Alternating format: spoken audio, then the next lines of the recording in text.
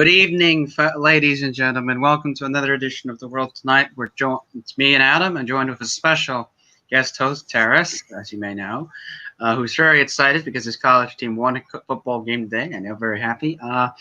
And we have a very big, news block tonight, so let's get straight to the point.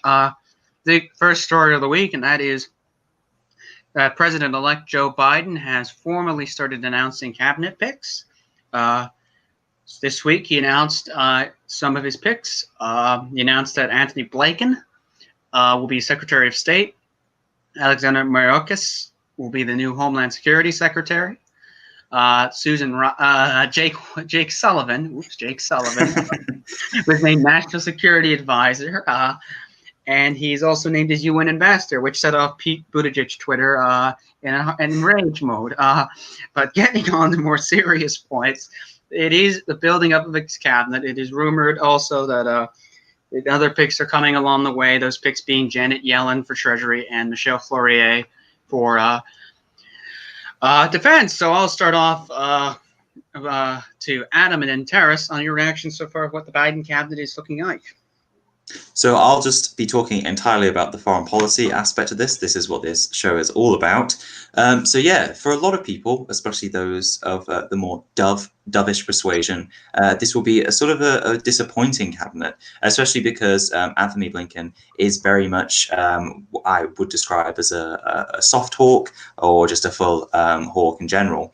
Definitely some blame him for Biden's vote for supporting the Iraq war and supporting strikes in Syria and a variety of other more interventionist actions. But yeah, it definitely represents a very significant shift from the era of Donald Trump, in which, while yes, we did see John Bolton, the most interventionist man who could ever intervention, you definitely saw being constrained by Donald Trump himself. But really, what we're also seeing here, along with Linda Thomas-Greenfield as UN ambassador, Jake Sullivan as national security advisor, is these are people who Biden has known for quite a significant period of time, especially Anthony Blinken, who I believe has he's been working with him for 20 plus years or so.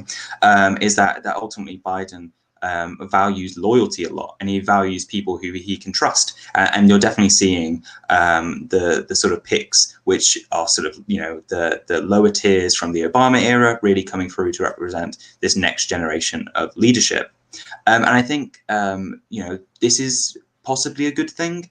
What we'll be seeing is a minor diversity of thought in some of the key areas where debates will need to be held over how to respond to certain issues, but also there are a core team of people who will likely work well together, and that cohesion could lend itself well, sort of very different to an era in which Donald Trump chose people who sort of primarily sort of conflicted with some of his views on foreign policy. And the final thing I'll say is that Anthony Blinken is a very different kind of a Secretary of State. He's not got the sort of, notoriety as, say, John Kerry or Hillary Clinton really had. So he'll definitely be relying upon a lot of the relationships he's built up over the years, rather than just being someone who's front and center and known. So that will definitely be a very interesting element to look at. And actually, I know I said that was my final thing, but the other final thing is that we're seeing the return of John Kerry as, the special president envoy for climate. I would argue quite a striking leader in the foreign policy world, being given a element in shaping said foreign policy. So it'll be interesting to see what he's like there. Indeed, I will note that my views on John Kerry are probably very different from Adam. But, wow, yeah. The Terrace, who is our guest host, will give his thoughts on the cabinet. Rose Twitter is in flames. Globe Twitter probably likes these picks. Anthony Blinken certainly not the favorite child for some elements of the progressive elements of the Democratic Party. But certainly I think this is all around a well-rounded choice, again, showing how Biden views loyalty, and again, kind of going further on the fact that we now have a special presidential envoy for climate, and moreover, it's John Kerry, who was Secretary of State when the Paris Climate Agreement was agreed to.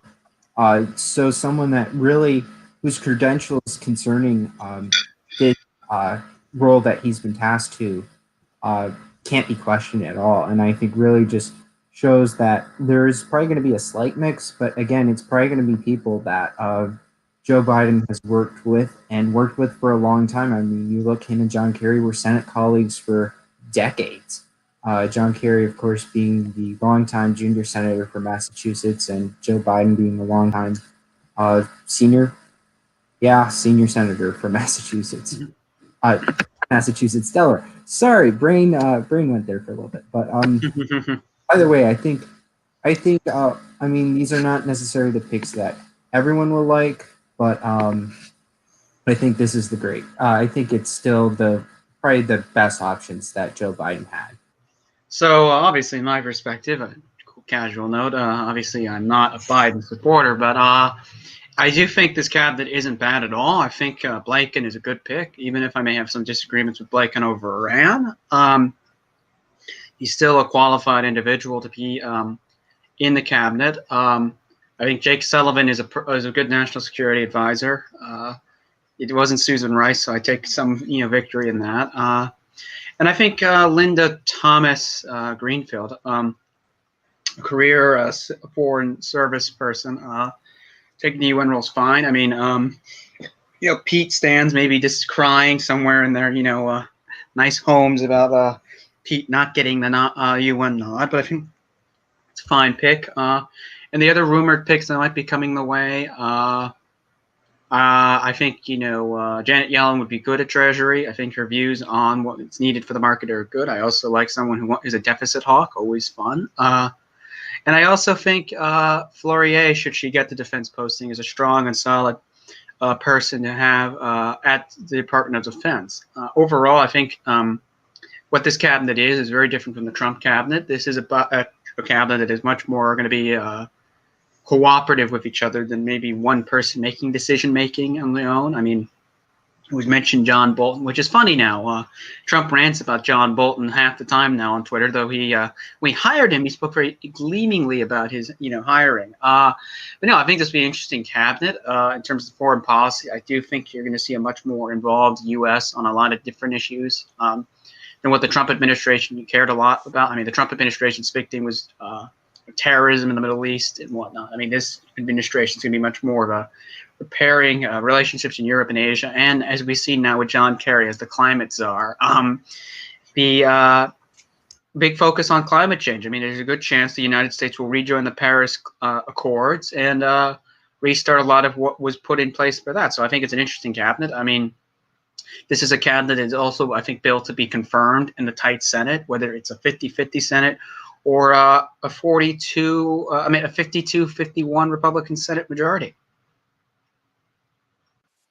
I mean, yeah, having confirmable nominees is going to be important for a Biden cabinet too. So, Yeah, these are certainly not Susan Rice-esque appointments, which no Republican senator would even give the light of day for a nomination. Yeah. Yes. So I think an interesting element to add upon about Linda Thomas Greenfield is that she has very much centered her career in diplomacy around Africa in general. I believe, working in the African Affairs Department of the State Department, and being ambassador to Liberia, and being the Assistant Secretary of State for African Affairs under the Obama administration. So I think as we're seeing China's policy, via the Belt and Road Initiative and various other infrastructure investments to try and expand their own wealth, what really needs to combat the strength of China in Africa, which enables them to be so strong in the UN, is to ultimately have somebody else who is aware of the issues affecting Africa, how to deal with them appropriately, how the United States can get stuck in and involved, and ultimately how to really lead the United States and the United Nations, because over the last few decades or so, the very nature of the United Nations means that the United States, the Western world, isn't able to present itself as effectively because of the equal status between countries on that level. So yeah, definitely will be interesting to see how Xi confronts the issues that China presents in the UN, and how maybe it could lead to US investment in the economy, or maybe security services being sent over and training national militaries there. But that will definitely be interesting to see. Yeah, I think it'll be interesting to see. I also think it's going to be interesting how Biden's team deals with their first foreign policy issue, whether that might be Venezuela or how to deal with China, since that's been a well interest of what Biden's actual policy will be with China. But yeah, it'll be interesting in the overall aspect. Any final thoughts before we move on this issue? Yeah, so talking about China there for a second, I think that their approach is going to be, I mean, let's just take a brief glance at what the Obama era policy, which was to try and encourage cooperation with China and working, and then you look at the more Trump era policy, which is to confront China, whether that's over trade, but then there's also some cooperation there behind the scenes, but anyway. But so I feel like from a democratic approach, as in the Democratic Party, it will be interesting to see that their policy will definitely be more evolved from the Obama era. They'll be far more skeptical of China, not only on trade, but also I feel like they'll be pushing issues like human rights. There's already talks of possibly applying sanctions and using the striking down of democracy in Hong Kong as a pretense for that. So there will definitely be a very, very different approach that we never really got to see under Obama, who was far more open with China. Much to the criticism that can be applied there. Terrace? I think, again, everything's been kind of covered that I would say with most everything. But yeah, this is definitely not going to be quite the same, Obama era foreign policy. And it's definitely not going to be the more isolationist Trump foreign policy we saw either. And it will definitely be interesting to see how things go with China, even in some respects with Russia too. Yes, I think it's very key in both cases. I think what I think we're seeing very more from Biden is any thoughts that this was going to be, just shadow, presidency is not true at all. I mean, we've seen Biden already, give a lot of Obama era folks the pass of, top level jobs. There's already been reporting in Politico and the New York Times of people being angry for not getting jobs that they think they have the right to have. I can't imagine Pete Buttigieg was ever one of those. Oh yes, Pete Buttigieg. Pete for UN. I heard that all the time on Twitter, but that now is not a thing. Maybe he'll get thrown to the VA. Who knows? I was going to say that VA is now probably what everyone's hoping for. Yeah, which would be a horrible thing for his career if he really wanted to get technical. Because the VA is a great place to go destroy reputations. But anyway, but yeah, it'll be interesting to see the actual cabinet. How it deals with China, Russia, and other pressing issues. Speaking of pressing issues, and this actually moves on to the topic of foreign policy crisis. That is the situation in Taiwan, which we have covered in this show for numerous weeks. And this week it took a more dramatic turn, and it's an already disturbing event. Adam can explain a little bit what is occurring. Yep, of course. So, yeah, I think just to give the brief, as it always were, and we've been talking about it for the past weeks or so, is that in response to allegations of federal troops being attacked by Tigray soldiers, as well as significant sort of internal disputes about the fact that the Tigray region held an internal election, which upset the central government because they said, well, every regional government should wait until COVID-19 is completely cleared with, and then we can go ahead with these regional elections. And that caused the central government to withhold some funding. And you see this back and forth of conflict slowly stirring up, and ultimately has led to the Ethiopian military's internal invasion of the Tigray region. So we've talked a bit before about the humanitarian crisis sort of building up there because there's no means of which humanitarian aid can actually reach the people in there. We're seeing hundreds of thousands of refugees flow out of Tigray itself and into neighboring Sudan. And yeah, you're seeing internal displacement camps propping up, so a variety of issues. But what's really taken this week is that it's looking like it's the end of the conventional fighting.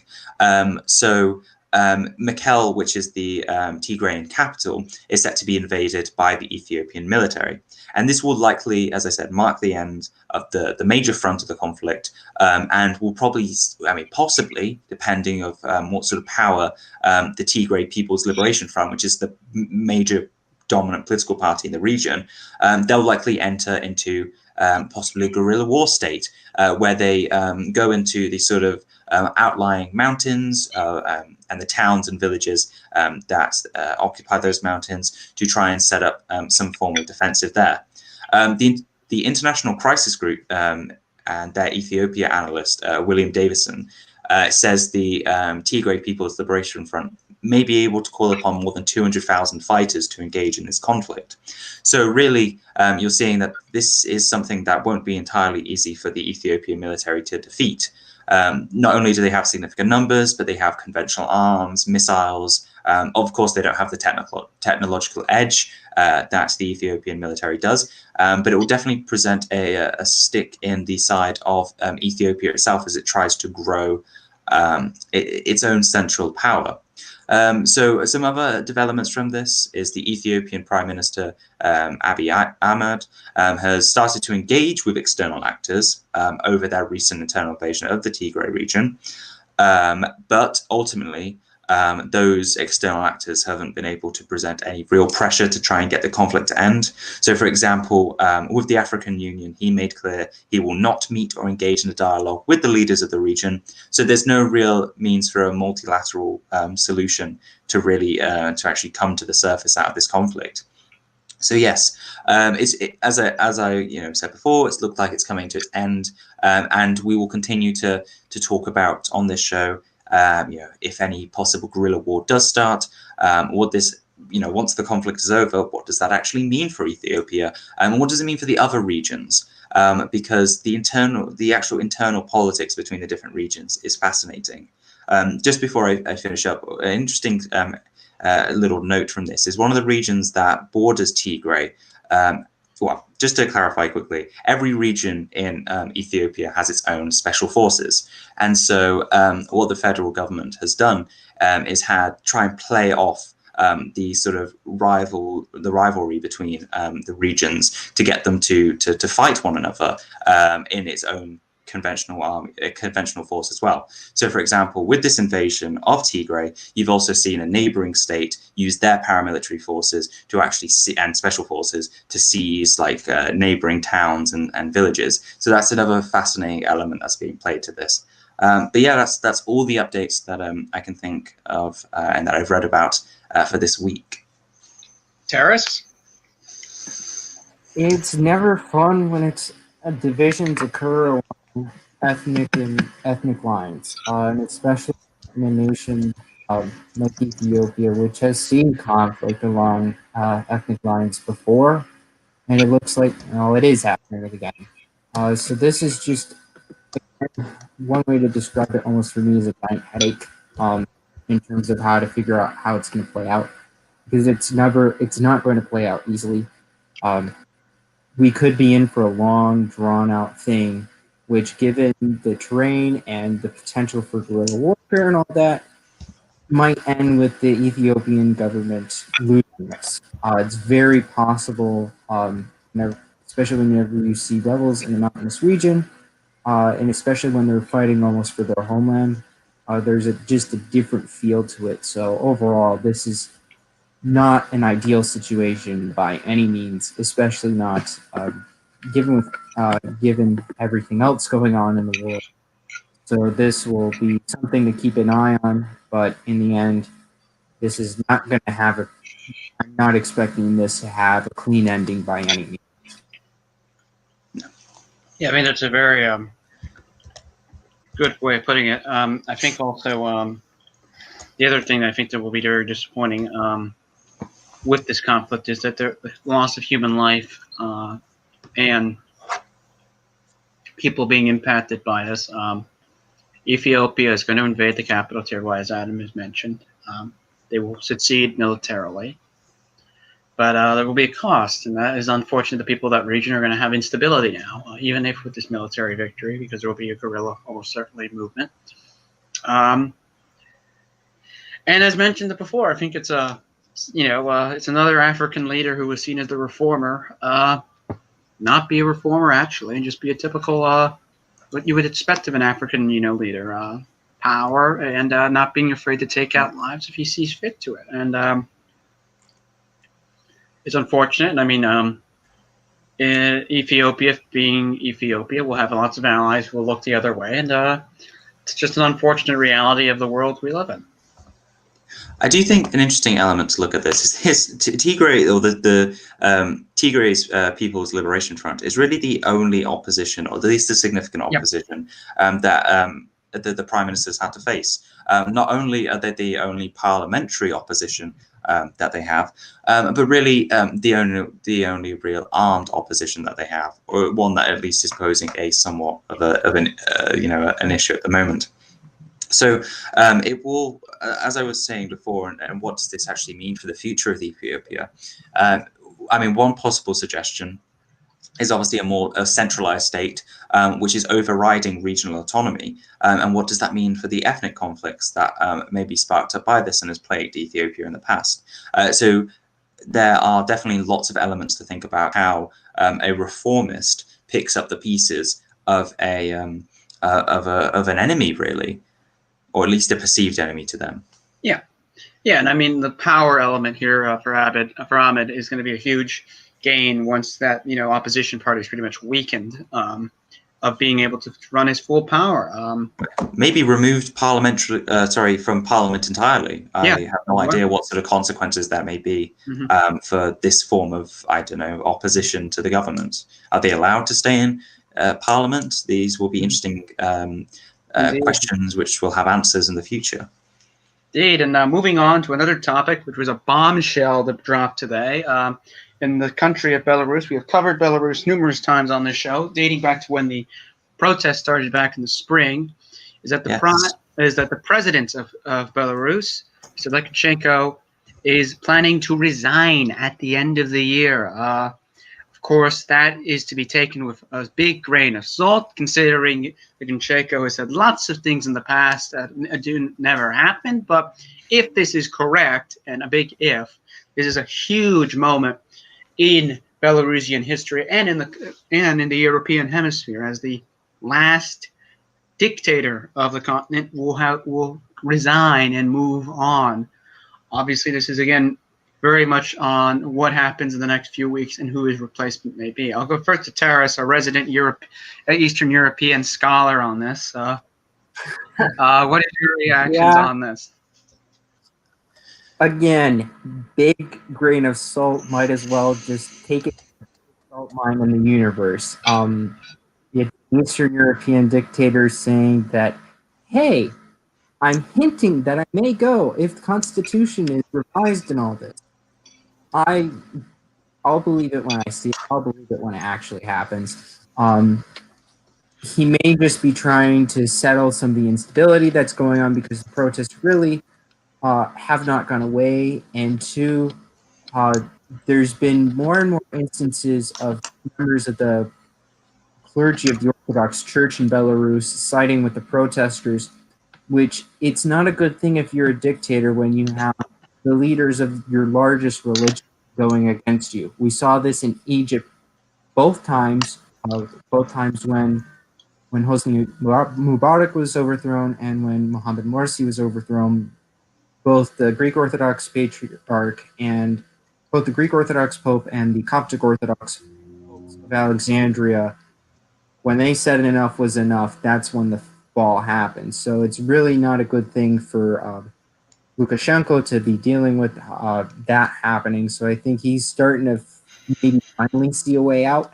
But again, things are interesting. We'll see what happens. We also have to deal with the fact that Russia may intervene if things get too unstable. it's just not a great time overall in Eastern Europe. Adam? Yes.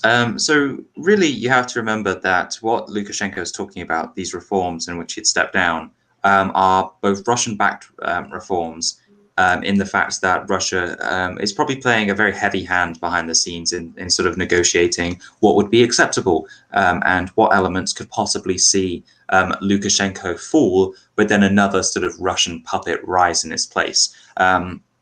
There is obviously no guarantee that even if a new constitution is passed, that the security services will change, the military will change. There is no real actual guarantee that the ability for a democratic transition to, possibly more liberal leader is actually ever something able to be achieved. We aren't seeing the police being any less, cruel in their approach over the recent months. They continue to strike down opposition, and yeah. So as we have all said, take it with a grain of salt, and probably remember that what these reforms are talking about is possibly just a means of Lukashenko going for another figure who could also represent exactly what he already represents. Yeah, I think it's both points here. I think are well put and eloquent. I think the other point I think that will be interesting if he does go is if there's ever been one thing with Russian-oriented countries with succession, it's always the person who no one talks about tends to get the job. So it'll be interesting to see if there's already someone inside Lukashenko's inner circle who we may not know enough about playing already for moves. And yeah, and you're right, Adam. This is going to be very dependent on what Russia sees fit. I mean, if Putin's behavior throughout this is any indication, Putin has played his cards very much in a very pragmatic way of not getting too attached to either side, to potentially be ready if there is a replacement to work well with this next person, because obviously the Russians have a very big influence in Belarus. It would be in their interest to have very positive relations with the incoming leader, should there be one. And I think Terrace's point about buying time is also, I think, not impossible to believe either. I think this is maybe Lukashenko trying to push more time to stay in office before getting a more favorable replacement. And yes, the protests aren't going away. They've actually still been in the same magnitude. Just international media doesn't really seem to have an interest in covering that, which is a shame. But yeah, it'll be interesting to see whom and what push forces. I mean, I think the key force, ironically, that may determine the end of this may be the internal police themselves, the KGB. Yes, that still exists in Belarus. Determining really in the end, do they stick by Lukashenko when it comes to time, push comes to shove, or do they pack an inevitable replacement who, let's be quite clear, isn't going to be some person who believes in liberal values more than likely, but it may be someone who's a bit more open to maybe some of more liberalization of certain aspects of the country, but not full-fledged ones. And to your earlier point, to be fair, the KGB still exists in Russia. It just goes by a different name FPS. now. FSB. FSB, yes. Who I hear provide very great hospitality services to this. Anyway, I didn't say that. Don't drink any of their tea. Yes, don't drink anything in general provided by hospitality services in Russia. Anyway, yes. And Terrace's point about religion is always a key. If there's ever been one theme in Eastern Europe that seems to be a thing, once the church goes against you, you're usually on ticking time before you're out. We've seen this in the past when the Eastern communist countries fell, Poland, Czechoslovakia, Hungary, Romania, go on and on. But yeah, I think the religious aspect is a very underrated point that a lot of people don't tend to think about. Yeah. I mean, to argue it's why Putin's still been in power for so long too, but that's a different point. That is indeed a very different point. I mean, it always helps when you bribe church officials. Anyway, moving on. Before I get the Orthodox Russians up my rear. You already are. You know. Moving on to more other pressing topics. I think the next topic is the big other news story this week. That is the head scientist of Iran's nuclear program, was assassinated today by the Mossad, and they allegedly. Though probably they did do it. Probably, again, knock on wood. This, of course, is a scientist who has helped Iran's very much is their nuclear program, and was a key part of the Iran nuclear deal. One of the key forces involved in that at the negotiating table. Of course, this has very big impact, not just on the region, but for the incoming Biden administration as well, because the Iranians now are very much antsy, as this is the second leading Iranian on the nuclear program that has been taken out in a month. I'll first go to Adam. You and I have been covering this. What's your first thoughts on this assassination of this head scientist? So, as you were saying, it represents a significant setback for an incoming Biden administration, because the way in which Iran has reacted has been incredibly, aggressive. Vying for revenge, and seeking to ensure that the death of this martyr doesn't go unpunished. But I think we should look at why he was targeted, not only the consequences, but why. So the increasing aggression of Iran since the United States pulled out of the JCPOA in regards to its nuclear program has seen them build greater stockpiles of uranium and enriching to purity levels above the level permitted under the JCPOA. So clearly that agreement has, as we've talked about in the past, has basically crumpled to what it originally was. And it's going to be incredibly hard to see a Biden administration trying to pick that up and try and push it back together. But his involvement has been in Iran's nuclear agreement has been talked about and discussed widely by security experts, diplomats, and the real understanding is that he is the top guy. He is directing it to a significant degree, and so in his death, there is this, the belief that they're attempting to slow down the momentum of the program, that it's just getting a bit too close to being fully complete. And of course, that represents a significant worry for not only Israel, but the wider world in general, to see a sort of roguish state like Iran, a theocracy, being given this ability to kill possibly hundreds of thousands. So that is sort of the broad reasoning behind why he was targeted and why he was killed. And I don't think anybody will really cast any sympathy to his death, besides those who want to say it will inflame tensions in the region. But to really look at that, the continuing of allowing this man to continue working on Iran's nuclear program and to see them getting closer and closer to developing a nuclear bomb would be the action in itself which would inflame tensions in the Middle East to an extent which had never been seen before. Mm-hmm. So yes, his death is definitely not a thing to be mourned, and is more a thing to be celebrated for the broader region. But again, it does represent that stage of Iran was already going beyond what the JCPOA was setting out. A lot of the provisions that are within it are already set to run out in the next few years. Iran's leadership is far more in the principalist, more we hate America side than it was 4 years ago. So yeah, it looks almost impossible to be able to recover anything out of it. Yeah, I mean, that's a key point. I mean, Taras, to add on, I think we could both say, this death very much is a big moment shaker in the Middle East, especially with the different reactions happening, anger in Tehran and celebration in Jerusalem and in Redon. I mean, yeah, exactly. This is not a good situation.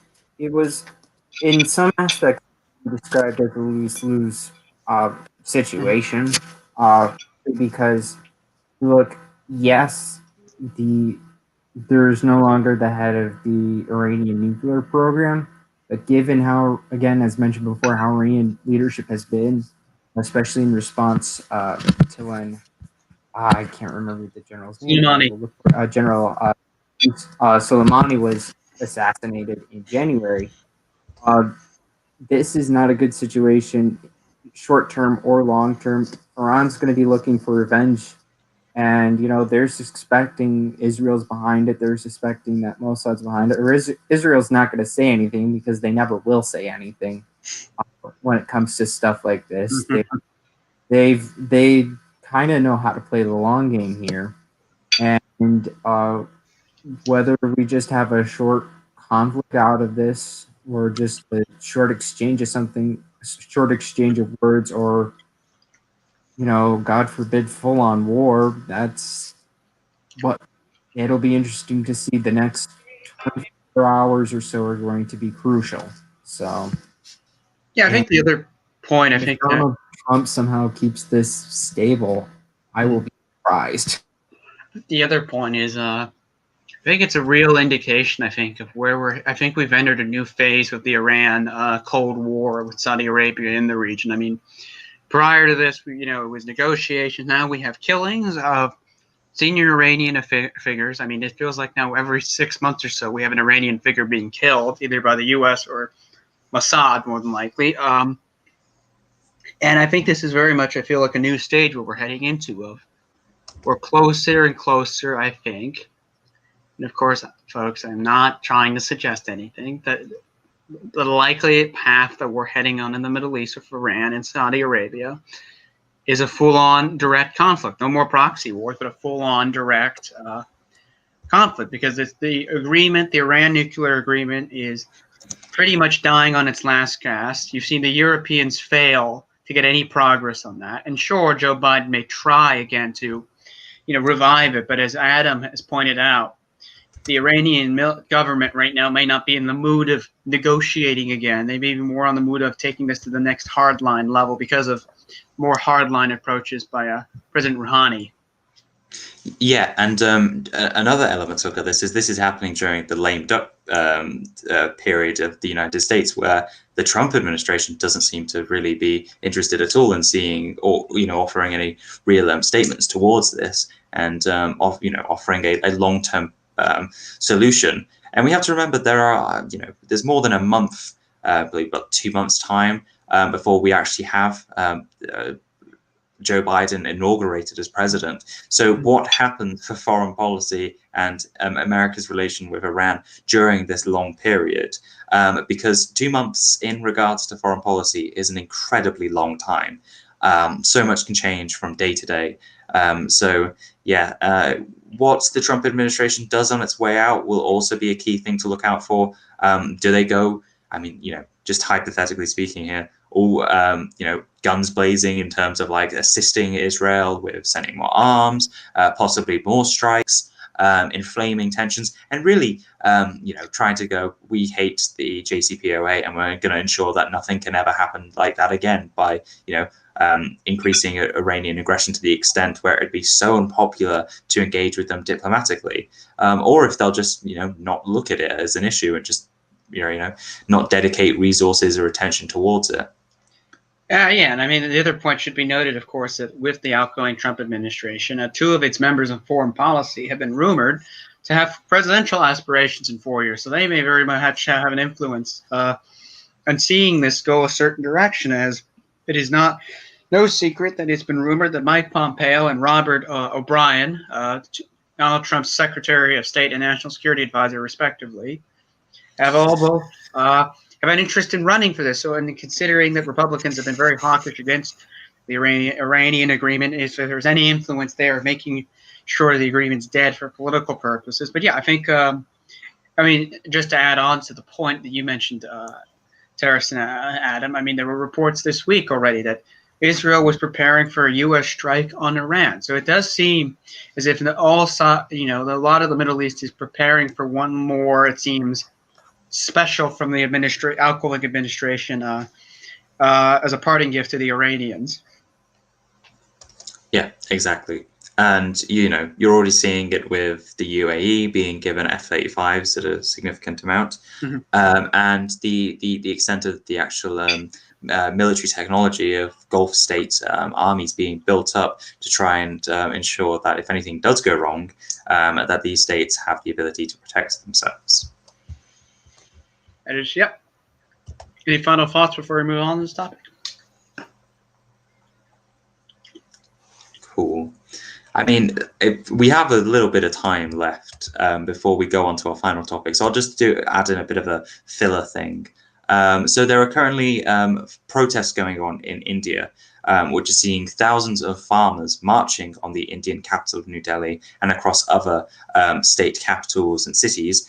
They're facing tear gas, police aggression, and water cannons against a new law which sets out to make it easier for farmers to sell their products directly to private buyers and enter into contracts with private companies directly. It was a bit more of a bureaucratic process before, far more difficult for farmers to go about this. However, farmers are intensely, or the ones that are actually protesting, and the most vocal of them in trade unions and actually on the streets, they're against the bill, as they fear the laws will leave them far too vulnerable to big corporations, sort of using that dollar diplomacy internally to try and go about actually swaying over people that way. We will go on to the exciting Taiwan topic. I'm just trying to waste some time. Continue on. But anyway, so the bill presenting itself, but there are some other issues regarding it, of which farmers are stating that they aren't being given the approximate conditions to protest against the law, as they have to actually contact the police and go about it like that. And sort of the attempt to actually resolve the conflict, the agriculture minister has requested the farmers end their protests against the laws and called for them to talk next week to resolve the matter. Maybe this is a new sort of segment we could go about for very short snippets of exciting news throughout the world that doesn't have that much discussion around it, because I can't imagine farming protests in India is exactly everyone's cup of tea. But who knows? But yes, Peter, take it away on the exciting topic that I'm rearing to talk about. Yes, and I should note, farming protests are always fun, as we see in Europe all the time. Farmers tend to make hell over the smallest things. Gotta love the farmers. I know Terrace deals with the farmers a lot when he's in Iowa. I'm sure he loves his farmers. Anyway, and Adam with his farmers up there in Northamptonshire complaining about trade deals. We move on to having some pork fun, and I'll let Adam explain a little bit of what this pork saga is about. Okay, so Taiwan's opposition, that being the Kuomintang, and their legislatures have thrown pig guts and exchanged physical blows and verbal exchanges in the Taiwanese parliament, the legislative yuan, I believe. Well, that is a way of looking at it. So this row, this conflict, this war, if it were, within the legislative chamber, has grown over the Tsai Ing-wen's easing of U.S. pork imports. So the major reason why these pork imports are being eased is partly as a diplomatic tool by Taiwan to say, look how friendly we are with you, the United States. Please, can you give us more weaponry? And that's broadly the foreign policy aspect behind this. However, the opposition state that said government changes and the actual import of US pork contains, now apologies on my pronunciation here, ractopamine, which is an additive banned for pig use in Taiwan and the European Union, and is seen to be a health threat in those countries, but is actually within US pork. So the actual throwing of said pig guts is a very dramatic way of showing their opposition. Now, Taiwan has had a fascinating history of actual fights within their legislature. The BBC have this great article where they sort of look at the history of it. But for example, I believe in 2017, there was chairs being thrown by opposing members of the legislature over an infrastructure spending bill. In 2004, a scuffle erupted over vote recounts for the presidential election. I mean, imagine if that happened in the United States. You just had, I don't know, Tim Ryan punching whichever Republican you'd be favored there. But Big then Greg. you also have, yeah, sure. But then you also have other, 2 months later from this incident in March, you have one legislature grabbing another and jabbing them in the stomach. In 2006, for example, a Democratic Progressive Party legislature snatched a written proposal and shoved it into her mouth to prevent voting on allowing direct transportation links with mainland China. The ruling party members tried to force her to cough it up by pulling her hair, and she later spat it out but tore it up. Taiwan has a lot of this, and it's fascinating to say the least. Taiwan is one of the very sort of more vibrant and out there liberal democracies in Asia, and specifically East Asia. Very different to the more conservative nature of South Korea and Japan. But to see that this, emboldened fighting that is actually seen within the legislative chamber, it's just fascinating to read about. So I would recommend people not only look up the photos of these, it's quite gross itself, but you just have like posters and signs, and you also see some really wary looking MPs trying to like move around the pig guts, and then just also reading more and more about some of the fights that have happened in the past, because there are a surprising amount of them. And if they were a common thing in, say, the UK Parliament, and I saw, Jeremy Corbyn actually running up behind Keir Starmer and punching him in the face over his suspension, it would add so much more. Obviously, it's not a good thing for democracy in which people are actually engaging in fights with one another. But from an external perspective in which Taiwan continues to function as a democracy, it can be kind of fun to look at. Of course. We should have free paper. We should have a free, entertainment, session about the Taiwanese legislature, going at it with each other for quality entertainment. All money can be raised for charity. Folks, I should also note, I said the word base as a joke, so none of you please accuse me of supporting violence. You actually want people to throw chairs at one another. That is disgusting. Hey, to be fair, the Senate floor, the world's greatest institution, had, someone getting nearly beaten up to death. So why not? Yeah, that's true. That's very true. Mm-hmm. Your earlier comment, Peter, why pay it to charity? Pay it so that way there isn't a deficit anymore in the budget. Good thinking, Taras. Yeah. I out-deficit hawk the deficit. And we can get me, Greg Girofonte, and whatever a fit Democrat you want to add in there for, a nice brawl on the House floor for charity. Well, this is the thing. This is why you'd get different elements to why people. We're going completely off topic here, but we're going to be going on to Lose the Week. So there's no other news to talk about. But it sort of changes the dynamic of why people elect different people. You're thinking more about like, oh, why would I pick? If we're just looking at, say, Martha McSally, Mark Kelly, you're thinking, who could throw the best right hook? I feel like it would add an interesting element to American democracy. Probably not for the better, given. Don Young would win in a heartbeat. If it was at the primary level as well, who knows? No, Don Young he'd be king of the U.S. House of Representatives. Context for the non-American viewers: Don Young is the current dean of the U.S. House of Representatives. He's the longtime representative from the state of Alaska. He's also known for, if I'm recalling this correctly, at one point during a caucus meeting or something like that, taking then House Speaker John Boehner, pinning him to the wall with a knife, and basically saying, "Get me my funding." Do not mess with Don Young. I think he's even killed a bear. Don't. Yeah, I think Joe Manchin would be a one up there as well. The Blue Dog Democrats, at least for the Democrats as a whole, would maybe have a new revival. But don't fight anyone who served in the Marines. That's just my opinion. Exactly. Alyssa Slotkin from Holly, Michigan says hello. Well, she just drone strike you. Oh God. Yeah.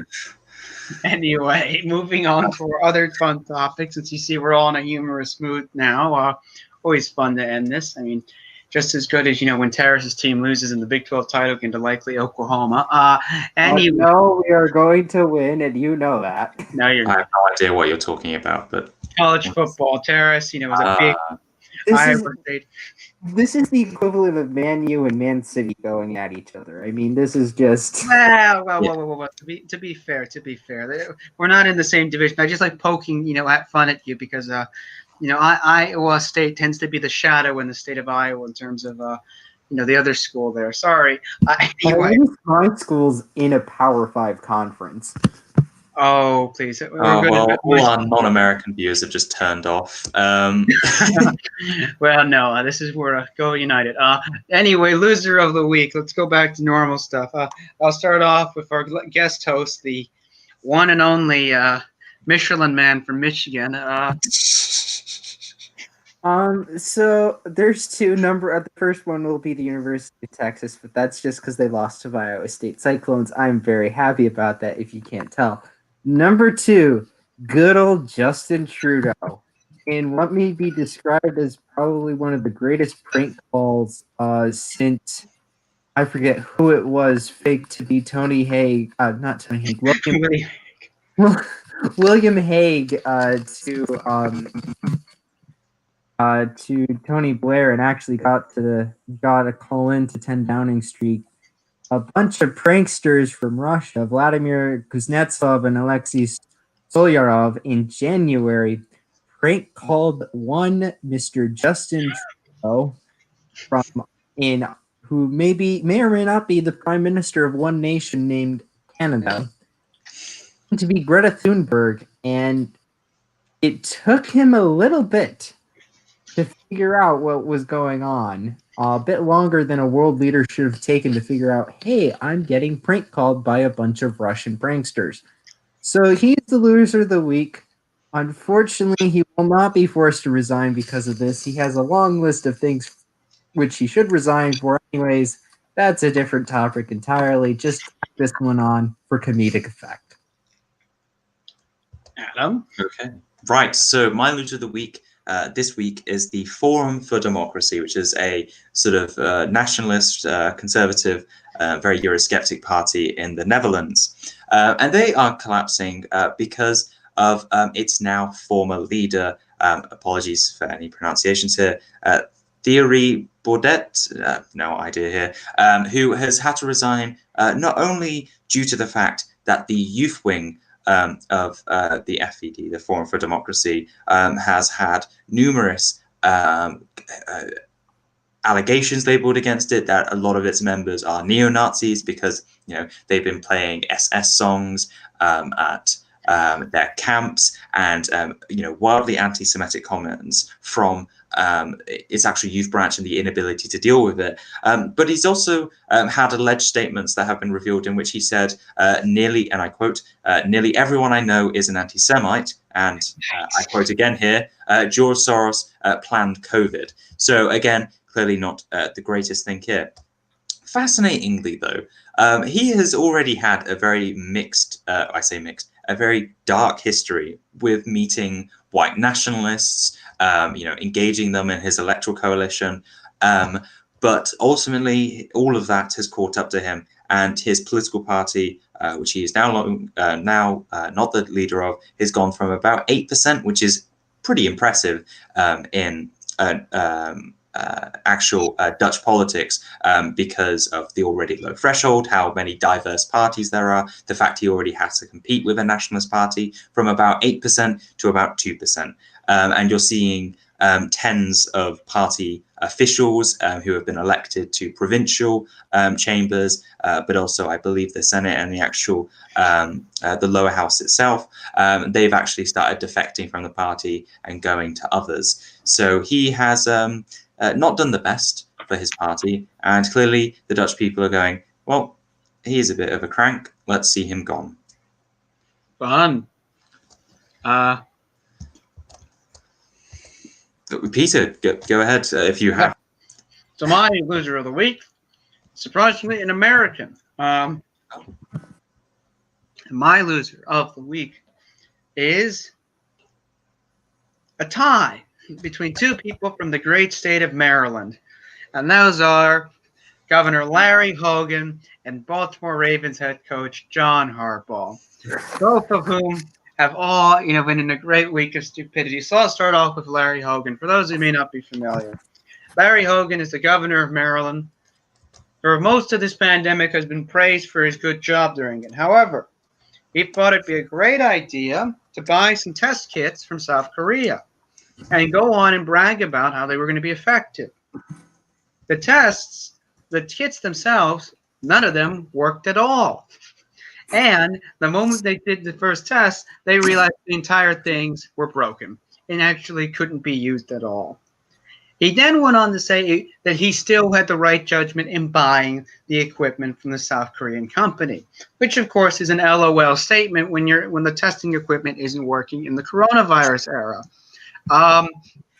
So yes, that's Larry's, portion. And then for my football, joy, John Harbaugh, you're supposed to have a strength and conditioning coach, which is, like an athletic trainer for this football team, the Baltimore Ravens, supposed to not pass COVID. This person didn't have a mask on in practice, didn't follow any social distancing rules, and proceeds to have now a third of the team have COVID. Their Thursday night game that was scheduled was pushed to Sunday, and now has been pushed to Tuesday because their star players are now getting COVID. And this is all because they couldn't follow simple rules. So Larry Hogan for saying his guns on the South Korean test kits that don't work, and for John Harbaugh for not following NFL rules and not reprimanding his assistants. Those are my losers of the week. I mean, to be fair,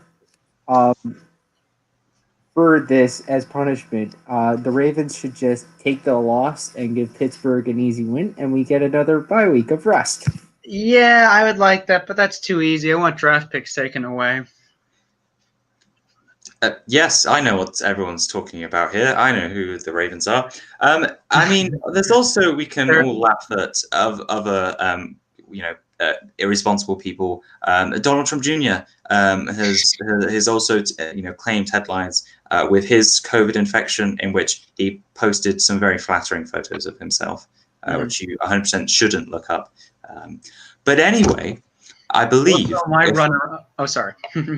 Go ahead if you have another. I was just going to mention Jenna Ellis, President Trump's little legal counsel, continuing to get rejected in court by even Trump-appointed judges. I mean, what a week! I mean, when an entire panel of Republican-appointed judges are calling your lawsuits frivolous, take a bow.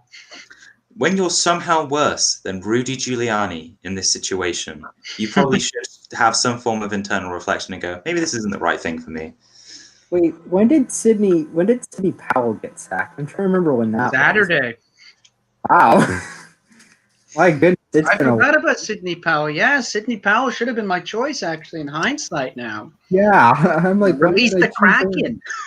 Oh yeah, I remember. Oh god, that was perfect again, because it was just somehow, you've got these individuals who are so hyped up, probably from Trump's phone calls, telling them how amazing their legal strategies will be. But when they actually get into court, they have to realize that they have standards to be sticking to, where they sometimes go like, oh yeah, this isn't actually anything I claimed in public.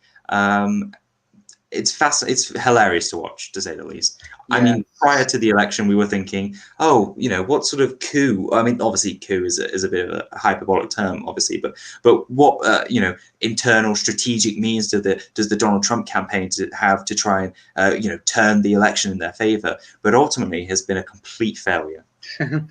Yes, and Sidney Powell, claiming she had evidence of irregularities in Georgia. Not a single thing presented to any Georgia court. And she put people on the affidavit who never were contacted at all. So much for that, coup of the century. Yeah. Until you make it. Well, we've already heard from the president that last night, if the Electoral College certifies, he will leave office on the 20th, even though he did add in his usual caveat, they'd be wrong too. Exactly. Well, that's the Trump era is coming to a close. Who knows what it will be like in 2024? I'm sure that the Republican primary will actually be very different. Just as a final thing, the Republican primary is going to be I imagine, be very, very different because unlike Joe Biden, I can't really think of one of them as being a front runner. As if Donald Trump doesn't decide to, stick it another 4 years and go for it, but there isn't really that inbuilt front runner, at least that I can see. There's going to be so much that's thrown in the air between now and then that can really shake things up. That is not wrong at all. Make it even more diverse than what the actual the Democratic primary was, which, to be honest, in hindsight, wasn't as exciting as people were making it out to be. Oh yeah, I mean, it was obvious it was going to be Biden and Bernie. I mean, hey, we could always have 25 or 30 people, running in the Republican primary just for the He's hoping so everyone can collect their signs and bat pins and be all quirky in that.